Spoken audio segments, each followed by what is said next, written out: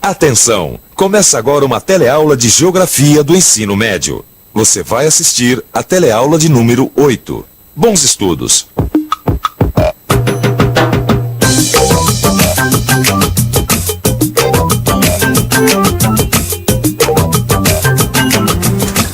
Para se situar melhor no espaço, é preciso que ele seja dividido em diversas áreas ou regiões. Você já reparou que tudo é dividido em regiões? Existem diferentes regiões dentro das cidades, dentro dos estados, dentro dos países e até dentro dos continentes. Mas será que o termo região tem a mesma interpretação para todo mundo? E qual será o significado do termo região em geografia? Bom, é isso que você vai ver na teleaula de hoje. Hoje você vai aprender como a organização espacial das atividades econômicas contribui para diferenciar o espaço em regiões.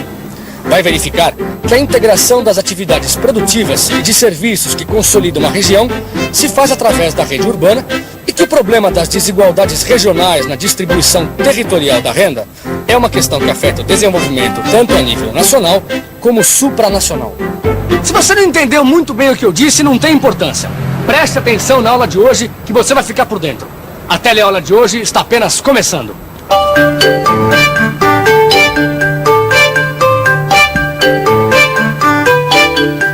Saberia dizer pra gente o que significa o termo regional? Regional é uma coisa da região específica, alguma parte do país, alguma região. Por exemplo? Região sul do Brasil, Santa Catarina, Porto Alegre. Região de São Paulo, região do Rio de Janeiro. Você sabe dizer aonde eu tô? Em que cidade, em que região do país? Vai dar um chute. Tá bom, eu vou ajudar. Eu tô na capital ou no interior? Será que eu tô no norte ou no sul? Fica meio difícil, né? Num shopping center como esse aqui, eu posso estar em qualquer região do país. Porque a paisagem dentro de um shopping é sempre meio parecida. As mesmas redes de lojas, a mesma padronização visual, até a música ambiente é meio parecida. Dentro de um shopping como esse aqui, o termo regional, como ele é usualmente empregado, perde um pouco o seu sentido. Em geografia, o conceito de região admite muitas interpretações. Na sua origem, a noção de região confundia-se com a de paisagem. Vendo desta maneira, um país tem diversas regiões diferenciadas pelas suas características naturais. Algumas regiões são secas, com paisagens áridas. Outras regiões, ao contrário, mostram uma natureza exuberante. Mas o conceito de região também reflete a transformação dessa natureza pelo trabalho humano, ou seja, pela cultura humana. Olá, Vicente, estou vendo esse livro aqui, rapaz, que fala sobre as regiões da França. É bonito, hein? Tem uma coisa que fala aqui que é muito interessante, que diz que no início do século, cada região possuía sua identidade própria, sabia? Identidade própria? Como assim? Olha, o dicionário diz que identidade é um conjunto de características que definem uma pessoa ou um lugar, né? Bom, no caso aqui como exemplo, significa que cada região possui as suas próprias características, as suas peculiaridades, entendeu? Coisas que pertencem somente a essa região, entende? Tá certo. Mais ou menos isso aí. Cada uma delas tem o seu modo de produzir vinho ou queijo, de construir casas, de plantar o campo. Olha, a região da Bretanha era completamente diferente da região da Normandia, que também era diferente da região de Provença. Sabe, Vicente, esse livro diz uma outra coisa muito interessante, que O quê? essas características dão à região uma homogeneidade interna. Homogeneidade? Vem do homogêneo. Homogêneo é aquilo cujas partes pertencem à mesma natureza ou não apresentam desigualdades. Ah, tá certo. Quer dizer, cada uma dessas regiões que você está falando tem homogeneidades internas e ao mesmo tempo são diferentes entre si. Exatamente. Agora, o interessante mesmo é a gente ver como cada lugar era, né? Você não acha? Isso é verdade. Apesar que hoje em dia, cada vez mais as regiões não estão tão diferentes assim, né? As coisas no mundo estão cada vez mais homogêneas. Né? No meu trabalho eu conheço muitos bairros diferentes. Bairros ricos, bairros pobres, bairros barulhentos, bairros silenciosos. cada região da cidade tem o seu jeito. Mas a verdade é que numa cidade grande como essa, a tendência é que as diferenças entre as regiões se tornem cada vez menos marcantes. Eu acho que isso acontece também com as cidades. Por que será que isso acontece? O que acontece é que nesse século houve um grande desenvolvimento econômico das grandes empresas, que expandiram em redes nacionais. Antes, a velocidade das transformações era muito mais lenta. Você se lembra da última teleaula de geografia, quando a gente viu que esse é o século da revolução urbana, o século das cidades? Pois é, o conceito de região teve que se adaptar a essas mudanças. As cidades passaram a determinar as características dos espaços geográficos com maior intensidade. Desse modo, o conceito de identidade das regiões foi alterado. Mas como essa alteração se deu? O que, de fato, acontece hoje com as regiões? Ou melhor, como entender o que é uma região no mundo de hoje? Para se compreender bem o conceito moderno de região, é preciso entender também o que acontece com a economia em nível mundial e de como essa economia acaba se refletindo nos diversos países, com a intermediação do Estado e dos principais agentes da economia, isto é, as indústrias, os bancos, o comércio. Na verdade, esses agentes econômicos é que passam a organizar o espaço geográfico das cidades, formando o que se pode chamar de sistemas de cidades.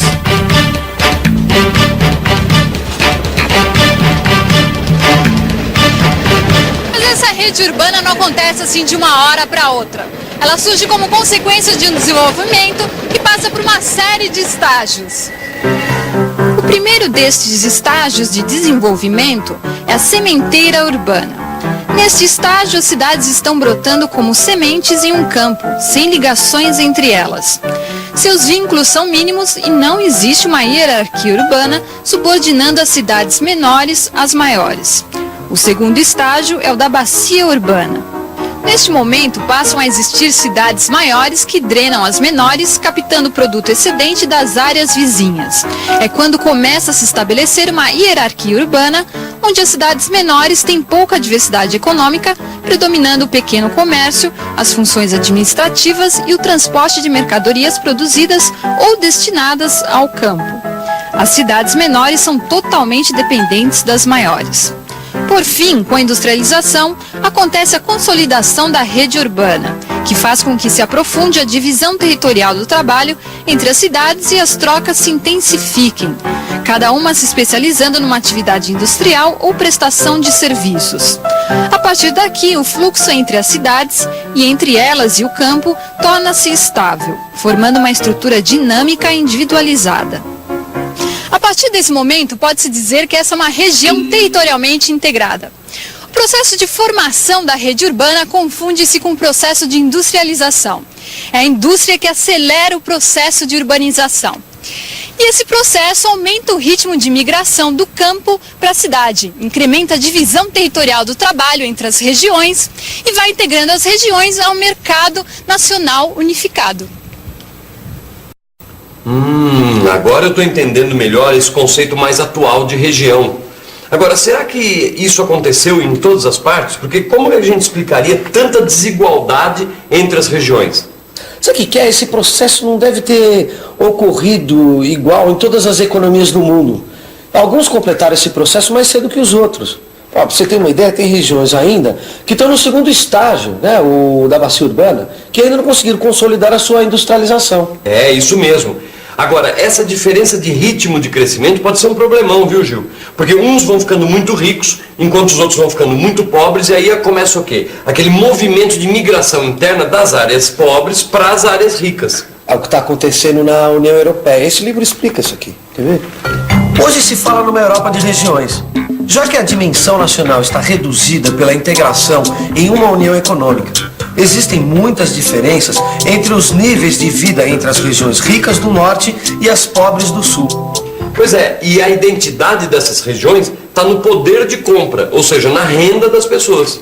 Sabe, Vicente, eu queria ficar um pouco mais por dentro de como se deu essa integração regional aqui do nosso Brasil. E você não queria?